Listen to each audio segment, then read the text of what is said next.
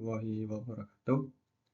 Perkenalkan, nama saya Dimas Wariladiansyah dengan NIM 24225033, Prodi Teknik Informatika semester 2 reguler pagi.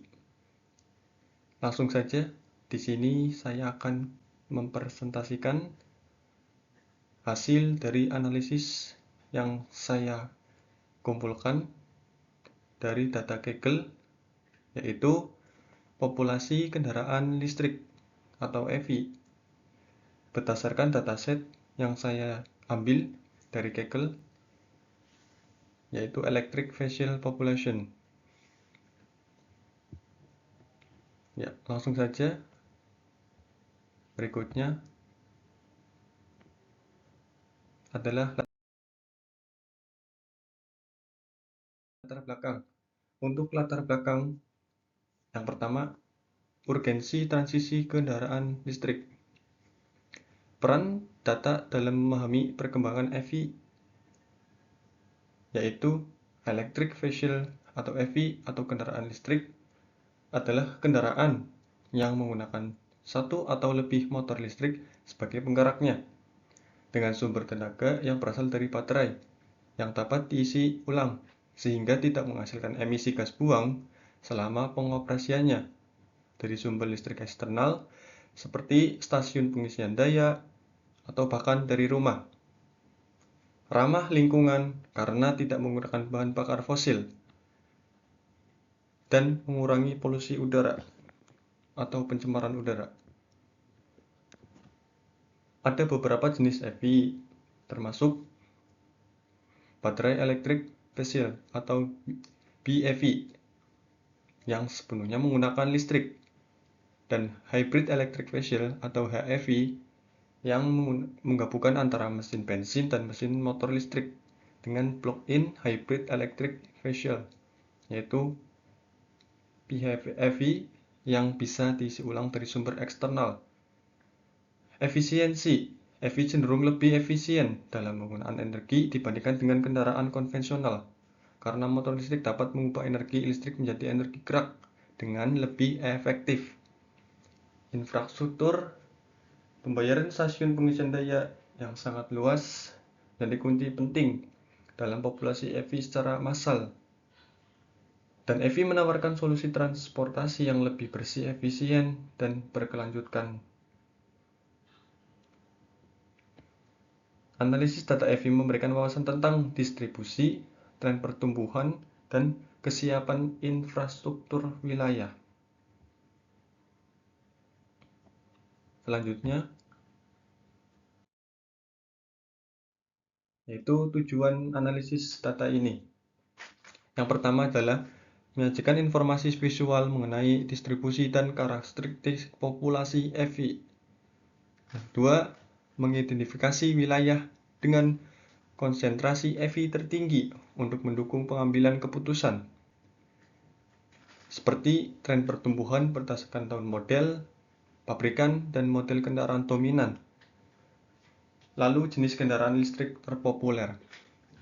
Selanjutnya, memberikan dasar analisis bagi akademisi, pemerintahan, dan pengembang teknologi transportasi ramah lingkungan. Selanjutnya,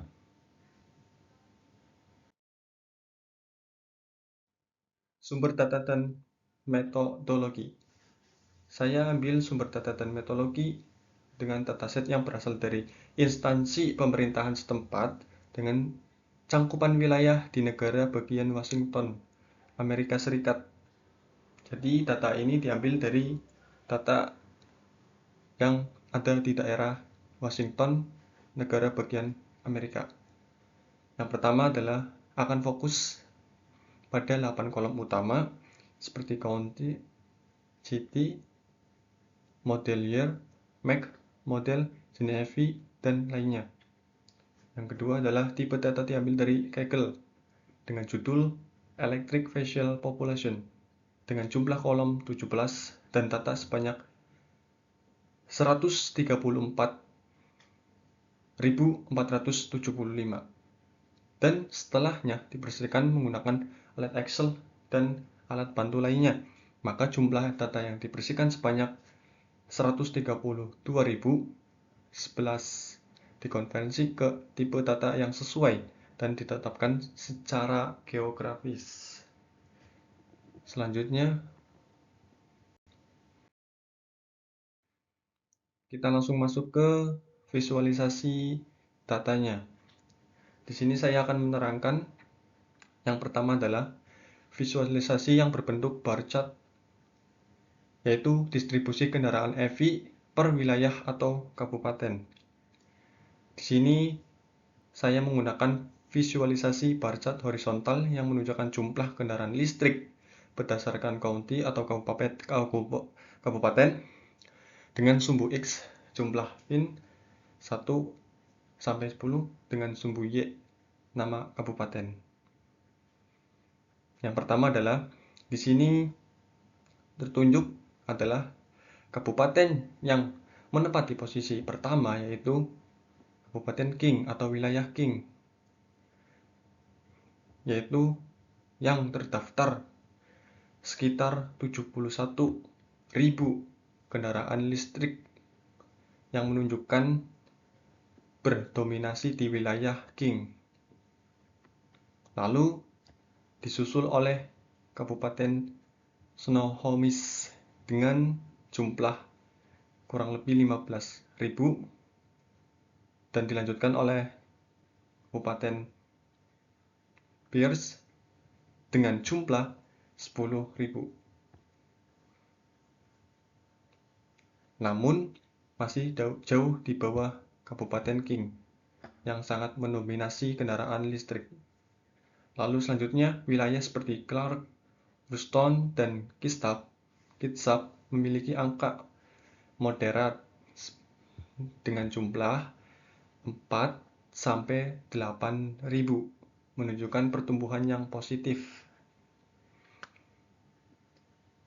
Dan selebihnya untuk kabupaten lainnya adalah dominan di angka 1.000. Lalu apa kesimpulan dari data ini? Yang pertama, untuk kesimpulan dari data kendaraan EV per wilayah atau per kabupaten, yaitu yang pertama, konsentrasi kendaraan listrik sangat berkonsentrasi di daerah perkotaan atau metropolitan. Yang kedua, King atau Kabupaten King itu sebagai pusat urban terbesar menjadi motor utama dalam adopsi kendaraan listrik. Kemungkinan besar karena yaitu yang pertama, kota metropolitan itu infrastrukturnya pengisian daya itu sangat lengkap. Yang kedua, pendapatan masyarakat itu lebih tinggi. Ketiga, kesadaran lingkungan yang lebih kuat. Dan terakhir, dukungan kebijakan lokal. Selanjutnya, yaitu saya menggunakan visualisasi remap dengan distribusi kendaraan EV berdasarkan kota. Sebelumnya berdasarkan kabupaten atau wilayah, ini berdasarkan kota. Ya, langsung saja. Di sini yang mendominasi dengan jumlah EV lebih dari 23.000 unit, yaitu di kota Seattle. Di kota Seattle lebih dari 23.000 unit, maaf. Disusul dengan kota Bellevue dengan jumlah 6.940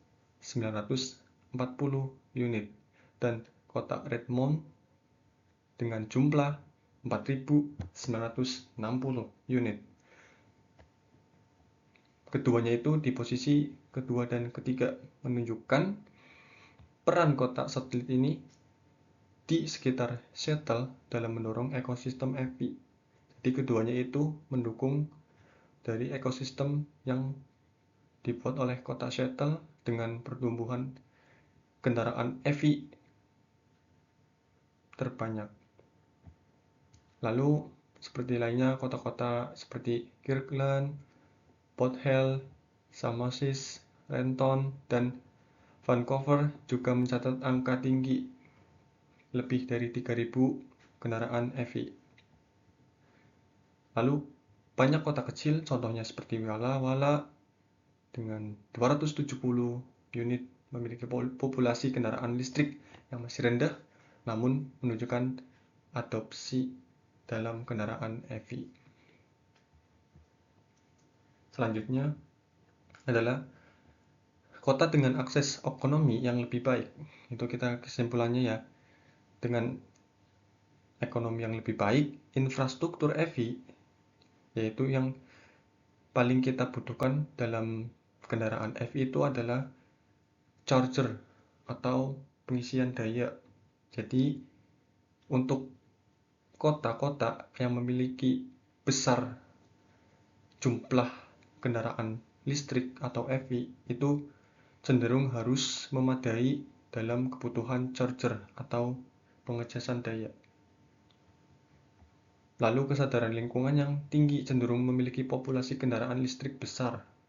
Dan pola persebaran menunjukkan bahwa wilayah metropolitan atau kota-kota adalah motor utama transisi kendaraan ramah lingkungan, seperti EV. Kota besar perlunya peningkatan infrastruktur pengisian daya yang tadi, karena kota-kota itu butuh pengisian daya. Keberadaan EV yang semakin banyak, dan untuk kota kecil, mulai program edukasi masyarakat tentang EV. Untuk kesimpulan dari kota besar, yaitu perlunya berbanyak infrastruktur charger, pengisian daya untuk mobil atau kendaraan EV, dan untuk wilayah kota-kota kecil, yaitu mulailah edukasi atau program masyarakat tentang pengenalan kendaraan EV. Selanjutnya, yang ketiga adalah saya menggunakan kolom chart, tabel kolom chart ini visualisasinya. Di sini menunjukkan bahwa yang pertama ya, kendaraan listrik berdasarkan tahun model. Jadi kendaraan listrik itu berdasarkan tahun modelnya.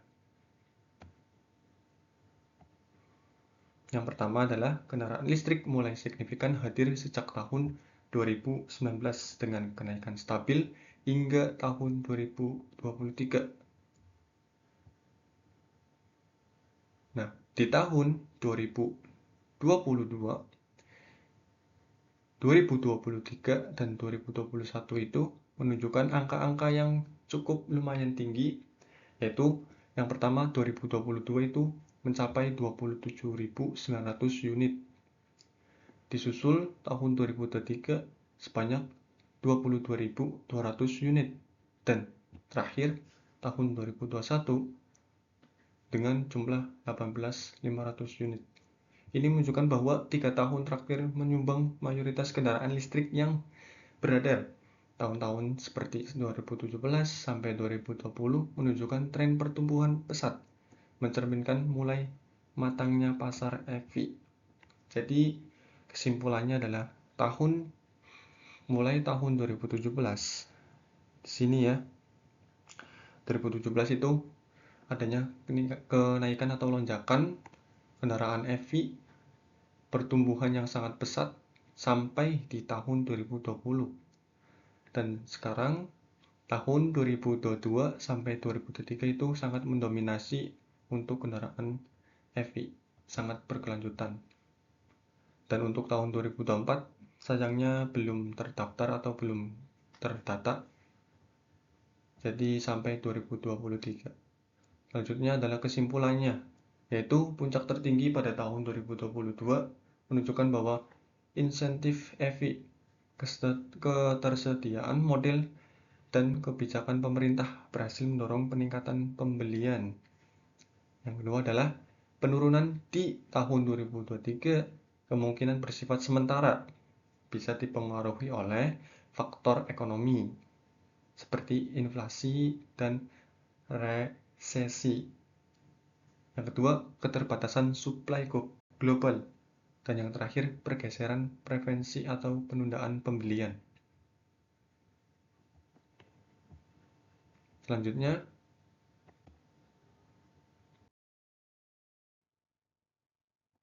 yaitu distribusi jumlah kendaraan EV berdasarkan merek.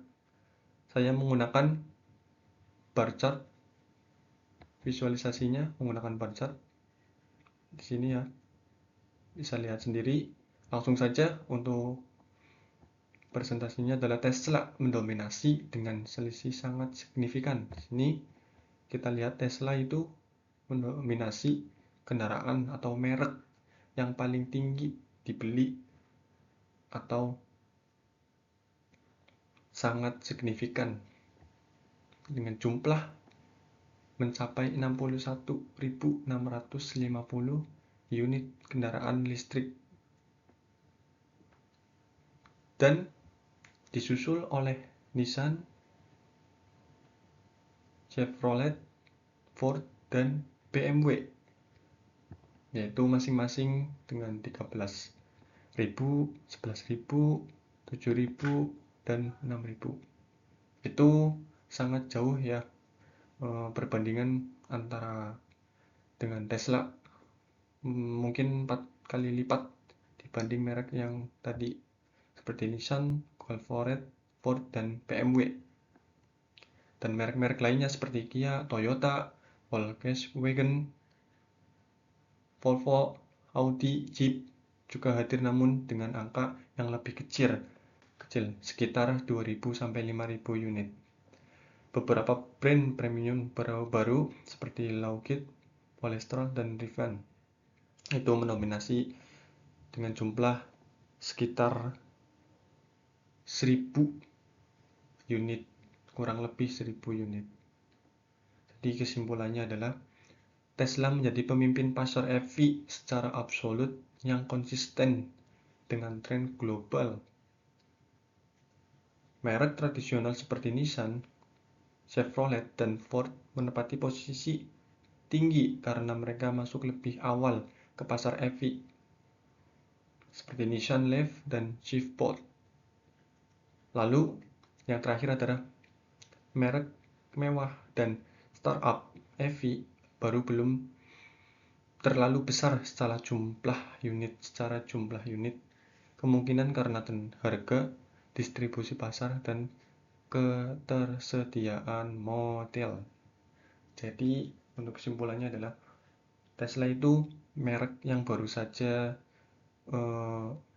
menunjukkan giginya baru kemarin, tapi sangat mendominasi pasar global atau tren global karena dia konsisten dengan tren-tren yang sekarang, dengan model yang baru, dengan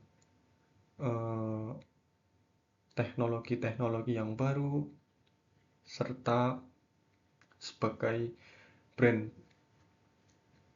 terkenal di bagian Amerika, mengalahkan pesaing-pesaingnya seperti Nissan, Chevrolet, dan Ford yang sudah lama menjadi pasar global kendaraan EV. Selanjutnya adalah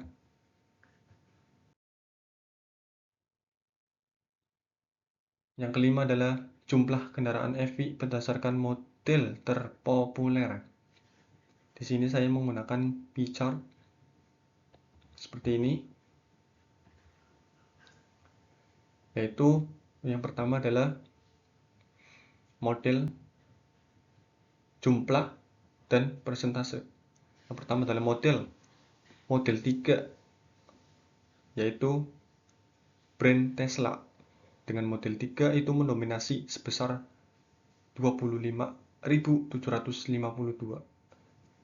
dengan persentase 19,15%.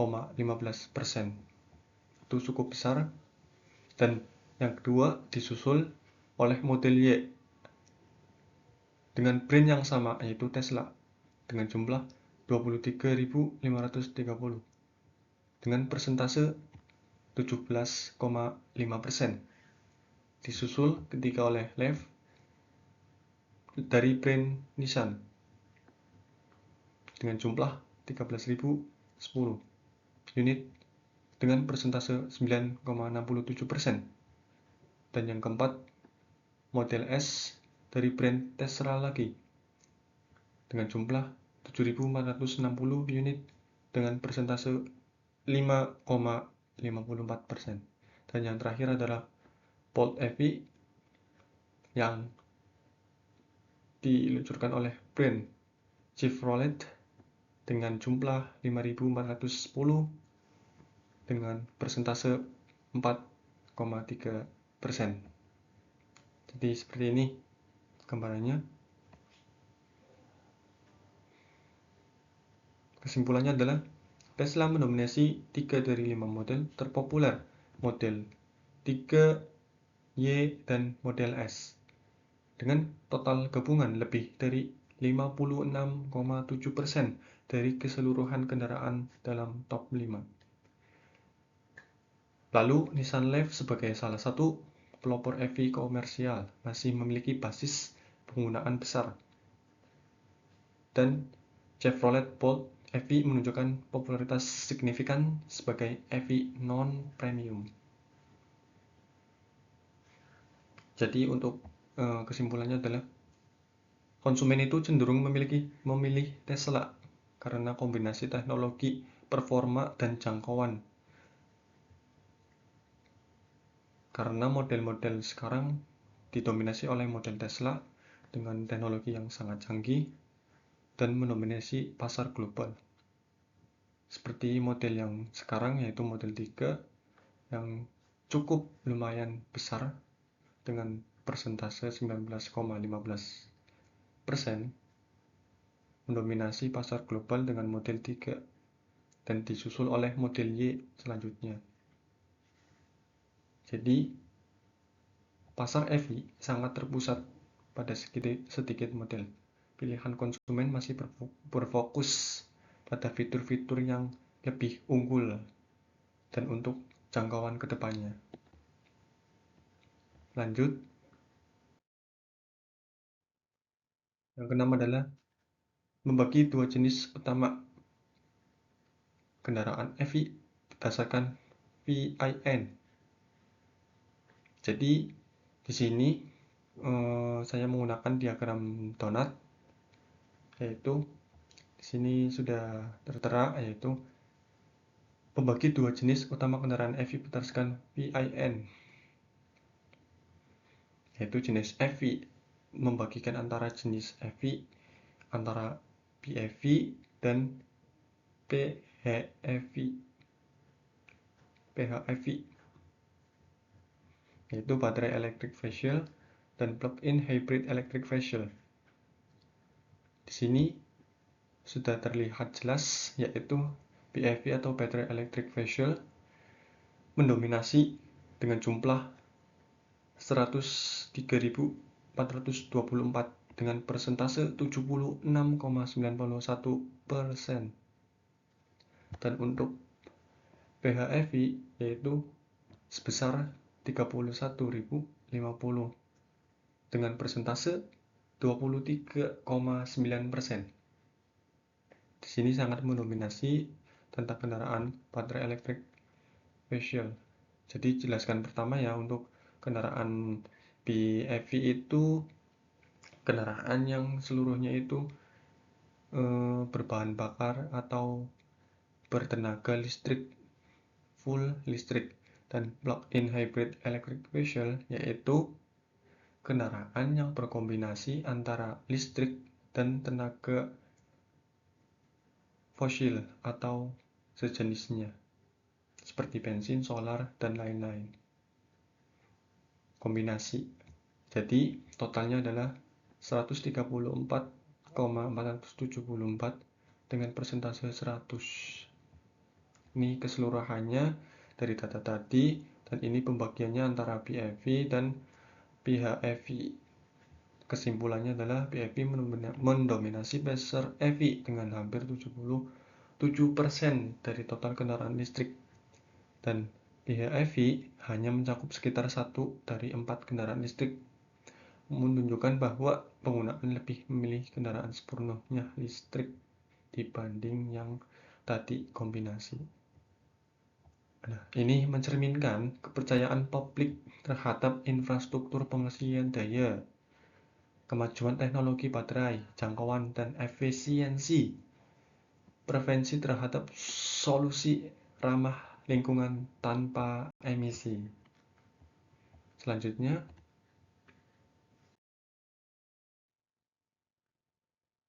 yaitu status kelayakan kendaraan EV terhadap Clean Alternative Fuel Vehicle atau CAFV.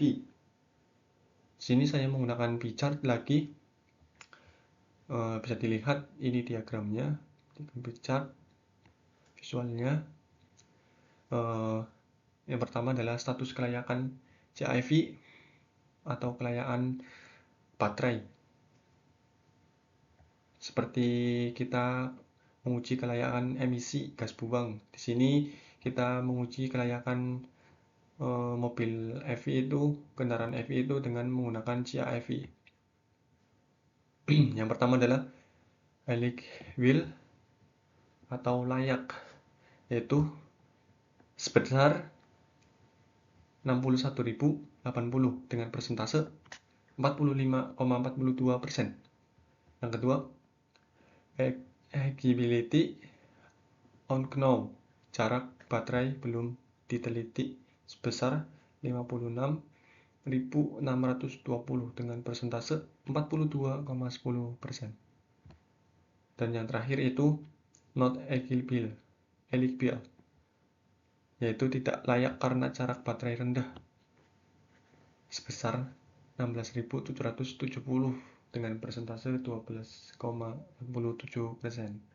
Dari totalnya adalah 134.470 dan persentasenya adalah 100. Jadi ini adalah 3 pembagian antara layak, jarak baterai belum diteliti, dan tidak layak karena jarak baterai rendah. Sini tampil visualisasinya, status kelayakan berkendara ya dari kendaraan EV yang siap jalan itu sebesar 61.080 unit.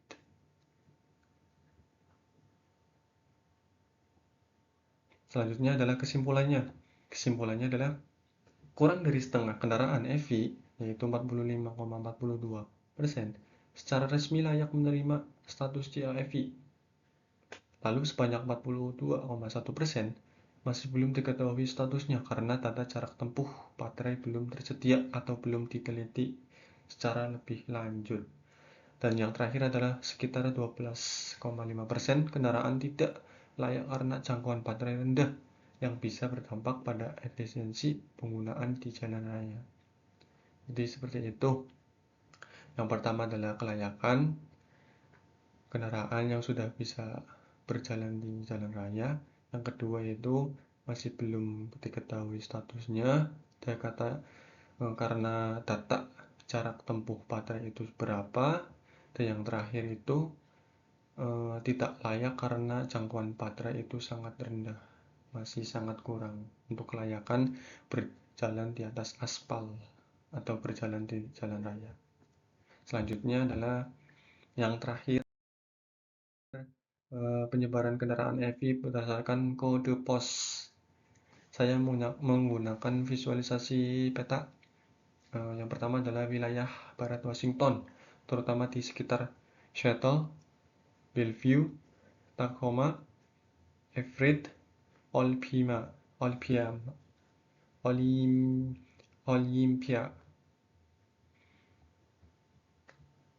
Yaitu kolerasi ini memungkinkan besar terkait dengan infrastruktur pengisian daya EV charger, mendapatkan rumah tangga yang lebih tinggi, kepedulian terhadap lingkungan, kebijakan insentif EV lokal.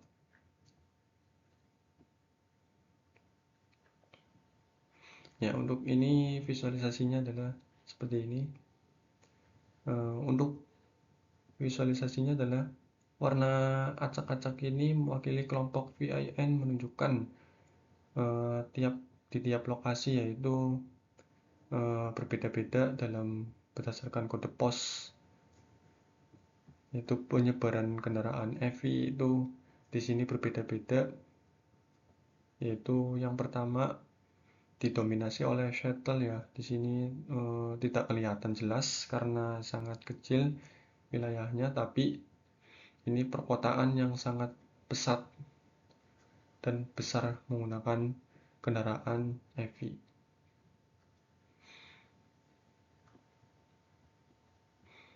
Kesimpulannya adalah wilayah barat negara bagian Washington merupakan pusat utama pertumbuhan EV dengan potensi ekspansi ke wilayah timur jika infrastruktur mendukung. Visualisasi ini penting untuk pengambilan keputusan spesial oleh pemerintah dan pelaku industri kendaraan listrik. Jadi kesimpulannya adalah di sini adalah peta ya, peta di bagian negara Washington, Amerika Serikat, yaitu penyebaran kendaraan EV berdasarkan kode pos, yaitu yang paling banyak itu didominasi oleh kota Seattle, dilanjutkan Bellevue dan Tacoma dan lain-lainnya. Yaitu ini sangat berdampak signifikan untuk penyebaran di kota-kota atau wilayah timur jika infrastruktur mendukung dari sektor pemerintahannya. Seperti itu. Selanjutnya adalah kesimpulan dari analisis data heavy population. Yang pertama adalah pertumbuhan kendaraan listrik di wilayah Washington menunjukkan tren positif dalam adopsi teknologi ramah lingkungan. Mayoritas kendaraan berlokasi di wilayah urban dengan dominasi merek Tesla dan jenis PHEV. Rekomendasi lanjutan dukungan kebijakan publik, perluas infrastruktur pengisian daya, dan dorong inovasi melalui riset dan kolaborasi lintas sektor. Setelahnya yaitu data dari PowerPay ini menunjukkan tren positif dalam adopsi kendaraan listrik di bagian Washington. Namun, masih terdapat tantangan dalam hal kesenjangan geografis, kelayakan insentif, dan infrastruktur pendukung. Dengan intervensi strategis dari berbagai pihak, adopsi kendaraan listrik dapat dipercepat secara inklusif dan merata di seluruh wilayah.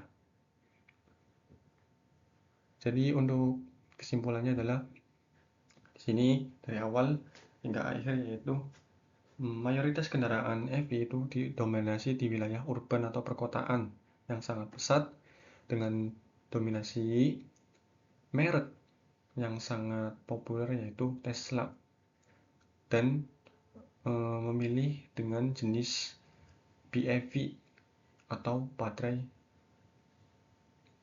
electric vehicle yang sepenuhnya menggunakan baterai.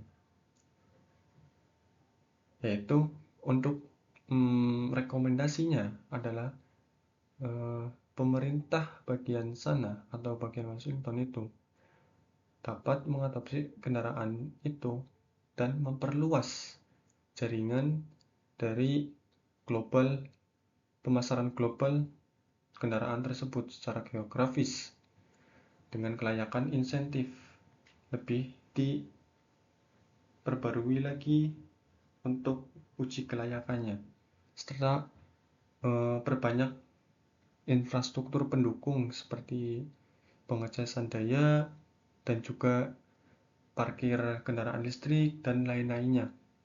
Jadi secara inklusif itu bisa merata di seluruh wilayah bagian Washington, Amerika Serikat, dan mungkin sampai ke seluruh dunia. Jadi itulah adalah analisis visualisasi data dari EV population dengan kesimpulannya adalah ini baru di bagian Washington di negara Amerika. Semoga untuk kedepannya bisa menyeluruh ke bagian dunia atau ke negara-negara lain dengan meniru dari wilayah Washington bagian Amerika Serikat. Selanjutnya adalah terima kasih atas